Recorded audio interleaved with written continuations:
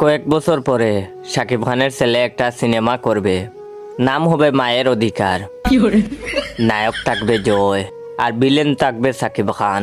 ডায়লগটা এমন হবে, ছেলে এসে বলবে, আজ থেকে 20 বছর আগে তুমি আমার মাকে স্ত্রী হিসেবে গ্রহণ করতে অস্বীকার করেছিলে, আমাকে বাবা ডাক থেকে বঞ্চিত করেছিলে, আমি তোমাকে ক্ষমা করব না খান। আজ তোমার একদিন আর আমার যে কয়দিন লাগে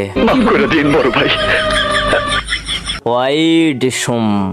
অপবিশ্বাস এসে বলবে, না বাবা একথা বললো না, সে শত হলেও তোর জন্মদাতা পিতা, আমার স্বামী, তার রক্ত তোর শরীরে, ক্ষমা কইরা দে বাবা।